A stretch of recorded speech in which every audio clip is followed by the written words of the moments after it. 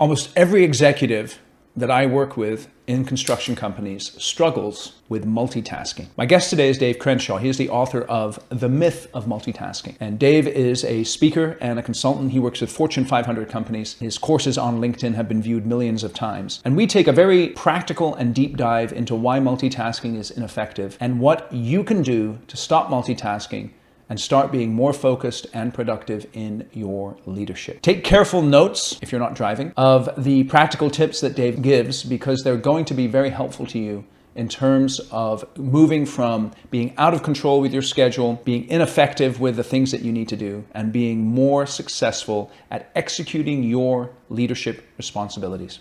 Thank you for listening to Construction Genius. Feel free to share this podcast with other construction leaders. I know you're going to find this conversation extremely helpful. This is Eric Anderton, and you're listening to Construction Genius, a leadership masterclass. Thomas Edison said that genius is 1% inspiration and 99% perspiration. If you're a construction leader, you know all about the perspiration, and this show is all about the 1% inspiration that you can add to your hard work to help you to improve your leadership.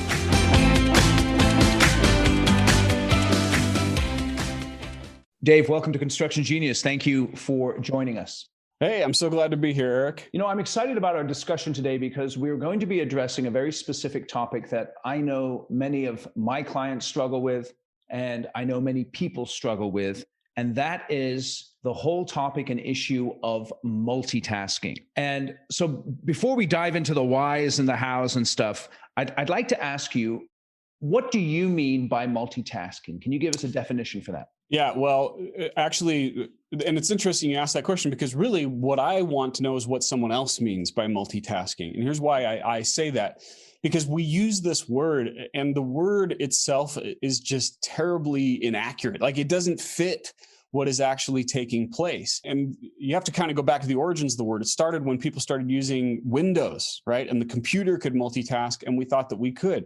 But multitasking just doesn't exist. We cannot, as human beings, and even computers can't do it, we can't do multiple things at the same time. With a computer, it switches rapidly back and forth between those things. With a human, we're switching our attention back and forth. So in the book, I actually provide two alternative words to multitasking, and they're a lot more helpful. The first is switch tasking. That's where you're trying to perform multiple attention requiring things at the same time, like listening to this podcast while you're checking your text messages. Somebody's probably doing that right now, right? Yep. And when they do that, they're switching rapidly back and forth between those things. Yep. Then the other word is backtasking, which is short for background tasking, meaning something automatic is happening in the background or something that doesn't require my attention, like listening to this podcast while you're, going for a walk. Hopefully at this point, everyone doesn't have to pay attention to walking, right? They can pay attention to the podcast.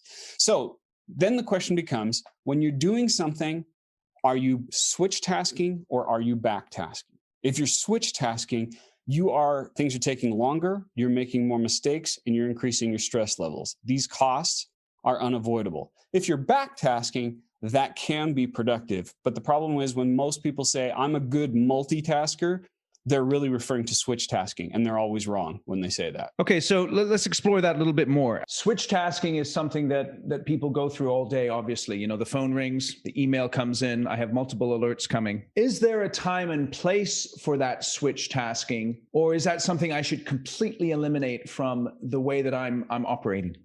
Yeah, attention switches are the enemy. So what your goal should be is to try to minimize the number of switches that take place. Now, I've consulted a lot of people in the construction industry. I've worked with general contractors. I've worked with executives in commercial construction firms. And I know what's going on in the industry. You have hundreds of possible inputs coming at you throughout the day. So the question becomes not, can we get rid of all these? That's not realistic. But what can we do to reduce the impact of these? For instance, just one thing is having a regular check-in with your client, with your customer that says, okay, every day or every other day at 4 p.m., we're going to give you a status update. You give us any questions that you have. And that one little meeting allows everyone to kind of queue up their questions rather than peppering each other with them throughout the day through text messages and emails, which just chews your productivity to pieces. So if we can start to train the people that we work for and work with about when we're going to talk about these quick questions, we're going to regain a lot of sanity and a ton of productivity. So let's explore that a little bit, because what I'm hearing here is there's a need for scheduled discipline, and the way to eliminate much of this, either switch tasking, as you call it, or back tasking, is to assert some discipline over your schedule. What are some ways that you yourself do that, and you encourage someone who's in construction, who, like you said, has all this different inputs coming in all day, every day? How do you focus on that scheduled discipline? So it starts with understanding the nature of your industry, meaning how often are you going to get interrupted in your day? Part of the problem that people run into is when I talk about scheduling, they go, oh man, I got to schedule every single minute. And in fact, what I advocate is the opposite. I advocate that you have spaces between the appointments, that you underschedule your day, because we live in a world that is filled with interruptions. So part of what I do is I look at my schedule, even for this podcast, Eric, and I said, all right, I don't want to have another podcast bumped up right against this. If that happens, something's going to happen. I'm going to have an interruption, and then all of a sudden, everything just goes to hell in a handbasket. So instead, you want to leave breathing room between appointments. And the more likely you are to be interrupted, the less you should schedule for yourself in the day. So if I was talking to someone in the construction industry, I would say, do not schedule more than 60% of your day. Leave at least 40% of your day available for the inevitable interruptions. And then if you get lucky one day and you don't have those interruptions, it's like you've got bonus time.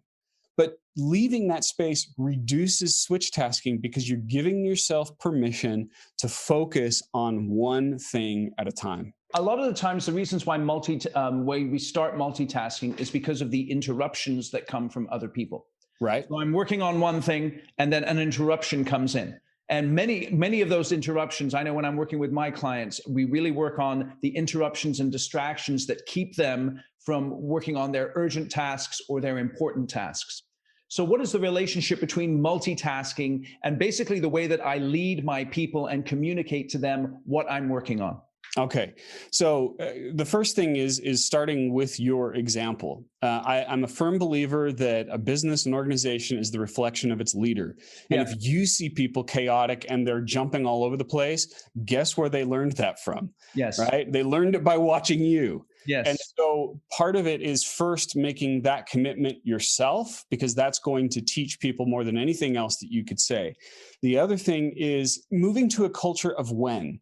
A lot of businesses, especially construction, they're addicted to the culture of now. The culture of now says, when I have a question, I expect it to be answered now. And if you don't answer it now, when I send you that text message, I'm going to send you an email. And if you don't answer the email, I'm going to give you a phone call. And what we want to do is move to the culture of when. And the culture of when says, I am going to respond to you. I am going to deal with it. Here's the expectation that I established for you of when I'm going to do that. If I need to focus and sit down and work on, let's say, a bid, right? And I'm sitting at my computer, I'm working on it, and I want to be able to do focused work. I need to communicate to people when I will be available. What is the time when I'm going to stop working on that bid, and when am I going to allow myself to be open to their questions? Honestly, one thing that I hear is people advocate an open door policy. I think that's a terrible way to operate. Instead, have a closed door, open calendar policy, where you have slots in your schedule where people can say, all right, can I talk to you at 2? Yeah, at 2, I'm going to give you 100% of my attention. That is so much more respectful and far more productive. But then let me push back a little bit, because Sure. So you said, let's say 2:00, I've got a meeting scheduled with you. You know, I'm a project manager. You're the project executive. I've got an issue on the job, and it's 10:30. And this issue is something that I have to deal with right now, and I need your input. And if I don't get your input sometime before 11 o'clock, by 2:00, it's going to be too late. What do I do in that circumstance? Yeah. And I want to acknowledge that is real. And I'm not saying that you can get completely rid of those. Okay. We're trying to reduce the switches, because first of all, you have to understand that the average person loses 28% of their day or more due to interruptions and the recovery time associated with interruptions. That's a work week every single month. What was that statistic again? Was it 28%? Did you say 28? 28. Yeah, that comes from a study out of BaseX research. That was actually a while ago. In my field experience, I think it's much higher now. I think it's closer to 35%. Yeah. So anyway, so if I need to understand that protecting my attention is critical, but if interruptions happen that are emergencies, I must deal with the emergencies. So I suggest one question that you add to the workflow, which is, can this wait? Can this wait until our scheduled meeting? And if the answer is no, then you say, great, let's deal with it. But just asking that question starts to condition the people that you work with to ask it of themselves. Could this wait? Because I found that what most people interpret as emergencies are really impatiencies. Yes. Either that or they're just really poor planning. And we're dealing with issues that if we had discussed it the day before, they wouldn't have to pepper me at 10:15 in the morning when I'm in the middle of a call with that question. So let me ask you this. What is the relationship between a leader's self-perception and that obsession with multitasking? And let me explain what I mean by that. Many times when I'm talking with my clients, we have to face the fact that they love being the hero. Mm-hmm. And what that means is someone comes in and they knock on their door and they get a buzz out of the fact that, hold on a minute, let me deal with that question. And all of a sudden the eyes light up in the person who reports to them and they're thinking, wow, Fred's the best. Mm-hmm. How does a leader deal with that self-perception and that need sometimes to be seen as the hero? Well, you just highlighted the biggest obstacle that I face when I consult people and coach them on how to get over this, which is they pride themselves on their ability to multitask. They pride themselves on being busy. I mean, that's so much of the culture that we have now. How you doing? You keeping busy? Like, that's a good thing. Yeah, right. It's not. It's not. Busy isn't a badge of honor. It's a white flag of surrender. It means you're not in control of yourself. So what I try to help leaders do is shift their thinking away from action to results. Frenetic, chaotic action all over the place is not success.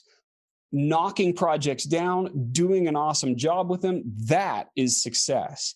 And if you did it in 90% less hours than the person next to you, that is truly succeeding, because then that means that you are more efficient, you're more productive, and you have better work-life balance. So the goal should be to ask yourself, how can I do this? How can I get the same result in less time? Okay. If you can get the same result in less time, that is success.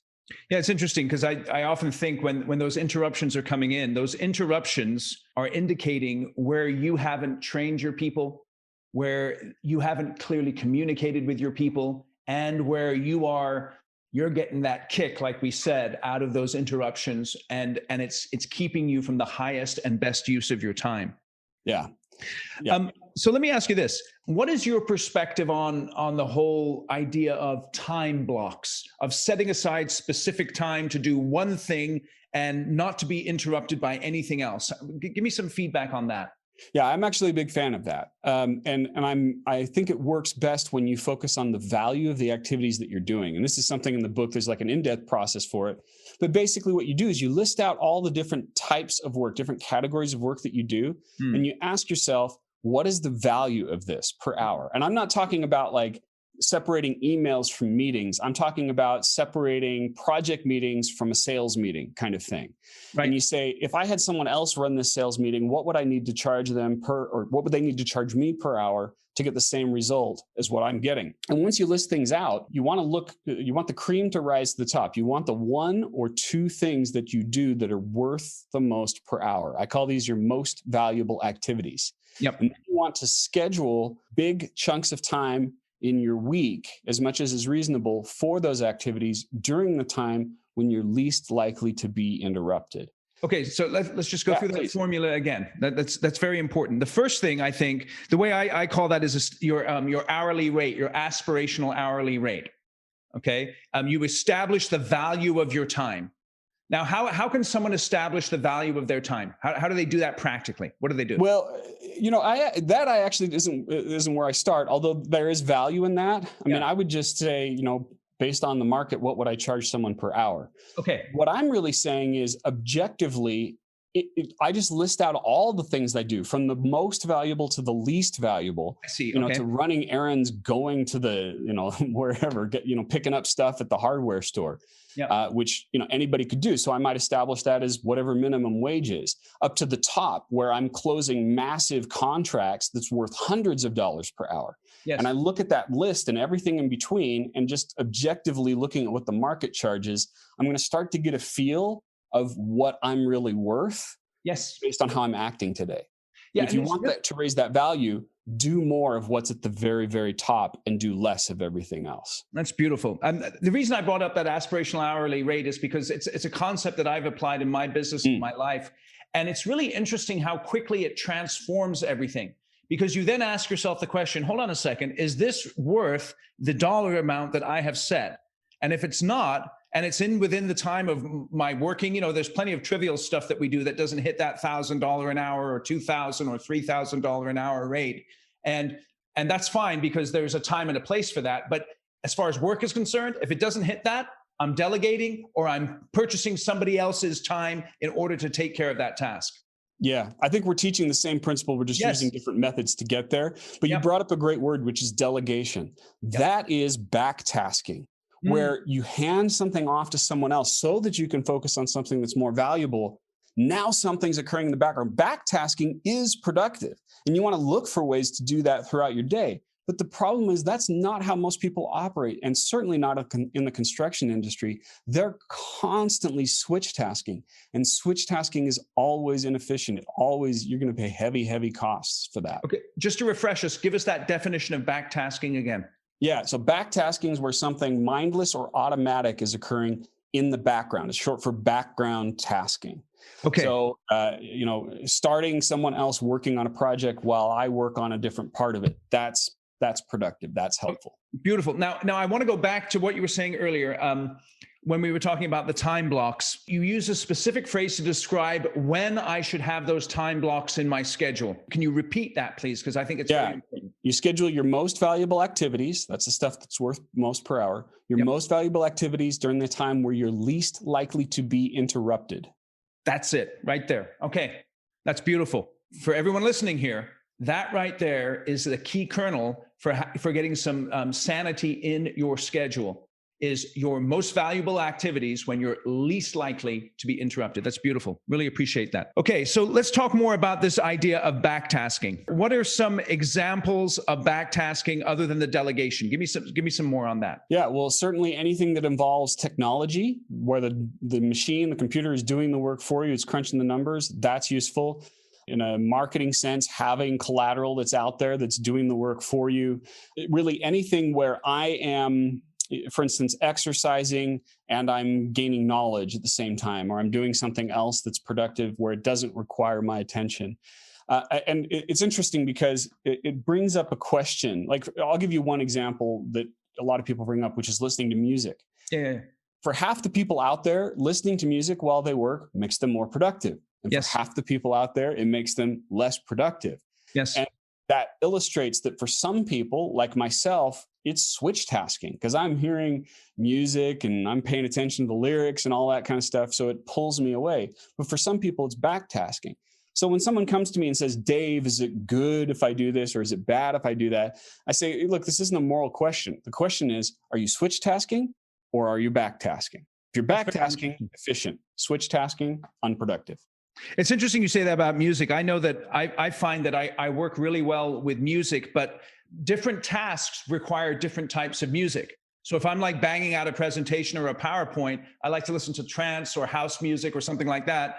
But if I'm thinking, that's when the Bach comes on, or the classical music, and different types of music have different impacts. And what's interesting is I don't listen to music when I'm working that has words in it, because like you were saying, I get distracted with those words. It's really interesting.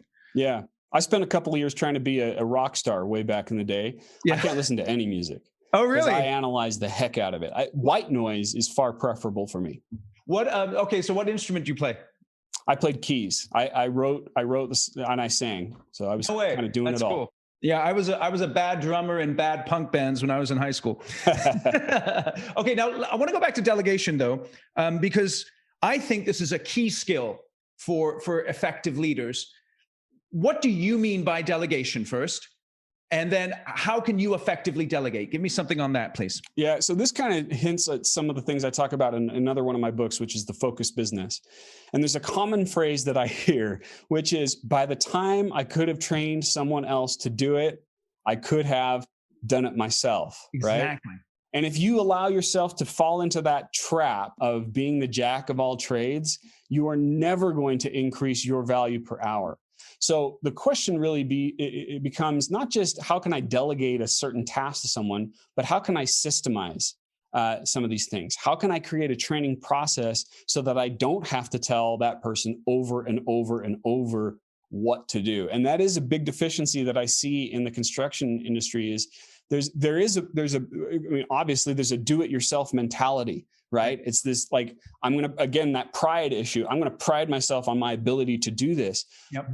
But what you really want to focus on is your ability to train others how to do it. That's what's going to increase your value per hour. What is the relationship between delegation and accountability? How should those two things be playing together? Because many times, I delegate something and then it doesn't get done and I get frustrated, but I don't follow up in enough time. Give me some stuff on delegation and accountability. Yeah, well, they go hand in hand. You cannot have delegation without accountability. And I'm going to be clear with my definition. I know everyone has a different definition. Sometimes people use accountability and responsibility interchangeably. Like, I need someone to be accountable. No, to me, accountability requires a third party. It requires someone outside of me who's checking on me. I coach business owners.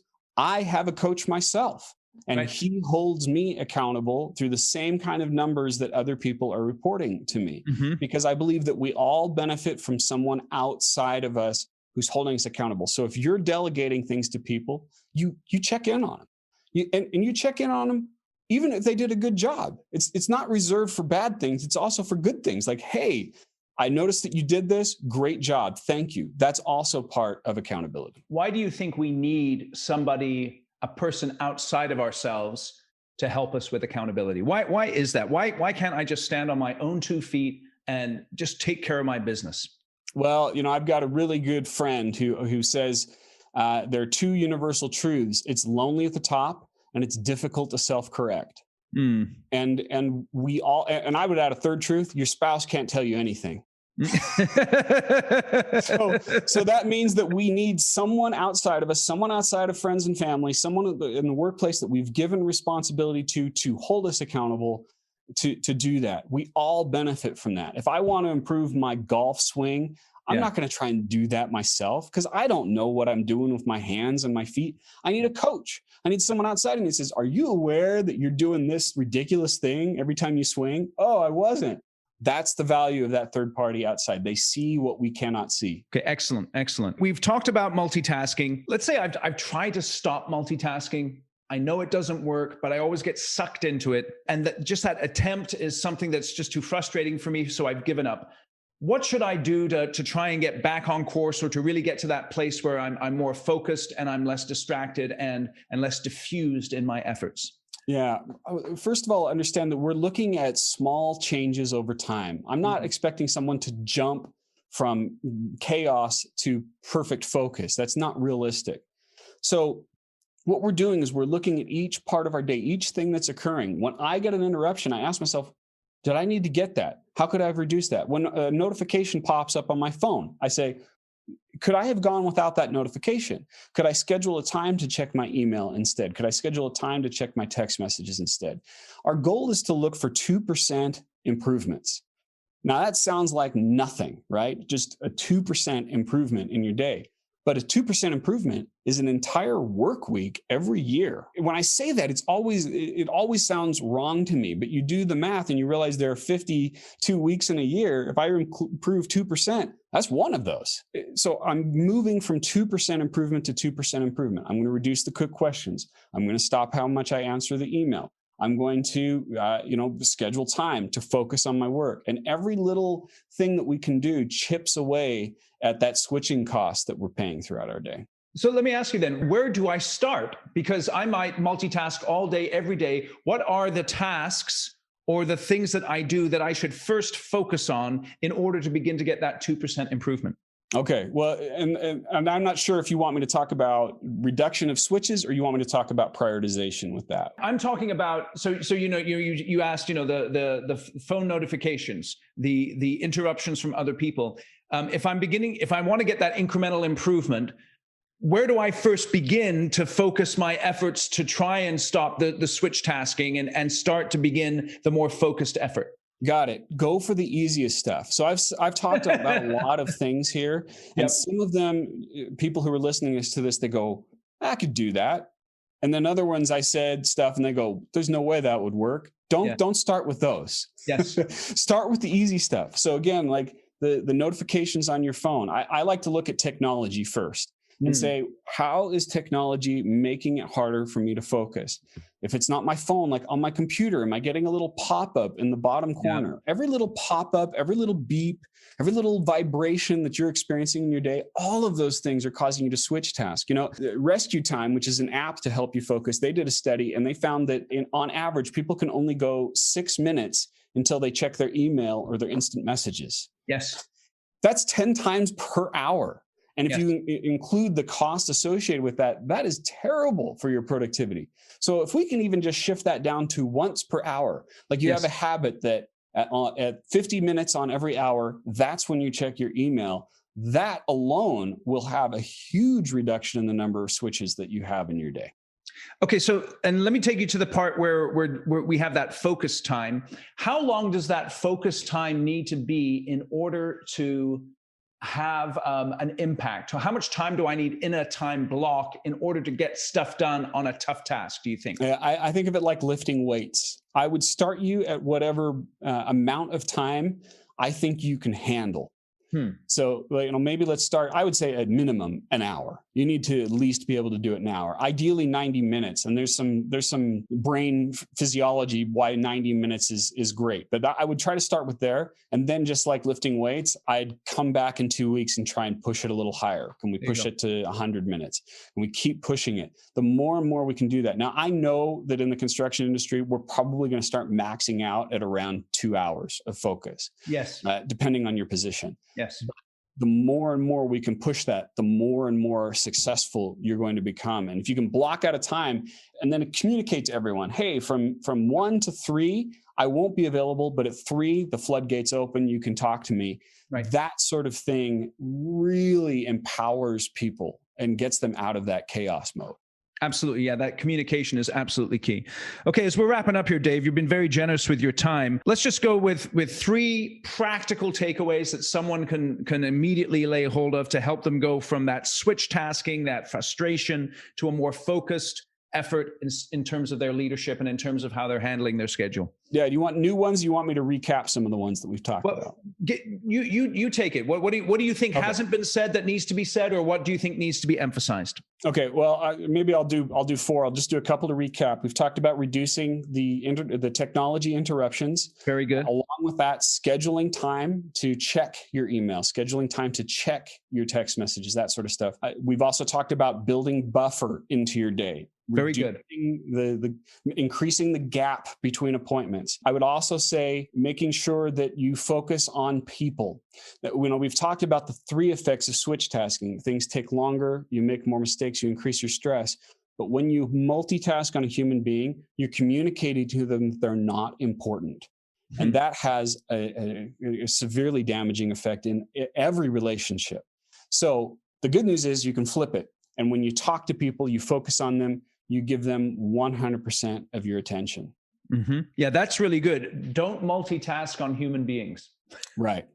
Even if someone listens to this and they say, Dave, you're full of it. I can be productive. I can still do it. I can still multitask. But by the way, studies have shown the more likely you are to think that you're good at multitasking, statistically, you're worse at it.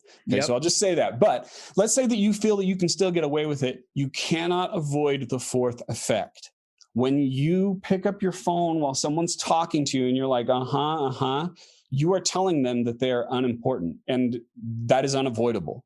Yes, Absolutely, 100%. I get reminded of that on a regular basis. I have a habit when my wife sits down and she wants to have a conversation about something, and I'm on my phone reading a very good book, of course, then what I do is I throw the phone on the other side of the couch so that I can give my undivided attention.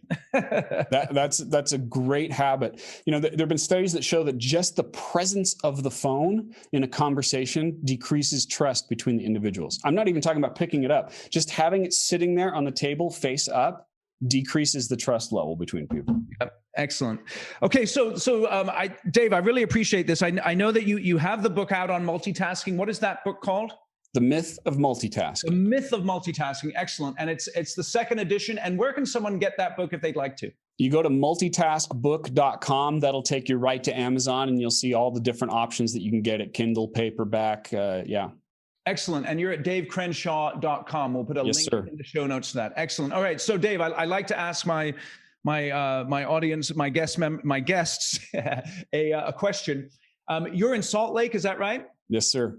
Yeah, we drove out to Salt Lake last year from California for the first time. I actually really enjoyed the drive. We went there to get to Colorado, so we went to Salt Lake and hung a right. But tell me, if I'm in Salt Lake, where is the best place to eat? So here's a funny thing behind this. I've got a buddy who had the opportunity to have lunch with William Shatner. Uh-oh. And William Shatner told him about this place. So I checked it out, and I agree. It's Walter's Osteria. It's an Italian restaurant. The owner, this is where like the players for the Utah Jazz go. This is the spot. And the owner goes around. Sometimes he'll even make the food for you while they're there. Walter's Osteria is fantastic. Excellent. We'll put a link in the show notes. And when you go there, Dave, what is the dish that you get every time or you like to get? You've got to get, I don't know exactly what it's called, but you got to get for dessert it's like the lemon honey sorbet, and they make it fresh in front of you, and then they pour the honey on it, like lifting it way up to the ceiling as they pour it on there. The lemon honey sorbet, I tell you, that sounds awesome. Well, Dave, I really, really appreciate your time. Enjoyed this conversation. Lots of key takeaways for the audience members. Thank you for your generosity here today. Oh, thanks for the opportunity, Eric. I appreciate it. Awesome. Thanks a lot. Today's episode was brought to you by the Construction Conclave. If you as a construction leader would like to develop your skills and get involved in a community of like-minded construction professionals who are focused on building healthy teams, profitable projects, and long-term successful businesses, then the Construction Conclave is for you. It's a private, invitation-only group of construction leaders that are focused on developing their leadership skills. We do training every single month online that looks at how to become a better leader in a very practical, straightforward way. We also have other events that build community and camaraderie so that you can associate with others who are interested in developing their skills as leaders. If you'd like more information and to see if you qualify for participating in the conclave, feel free to reach out to me, eric@ericanderton.com.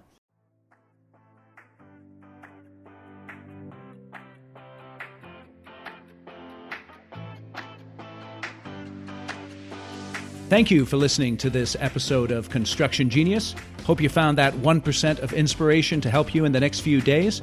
If you like the show, please give us a 5-star review on iTunes, share it with other construction leaders who you think would benefit, and thanks again for listening.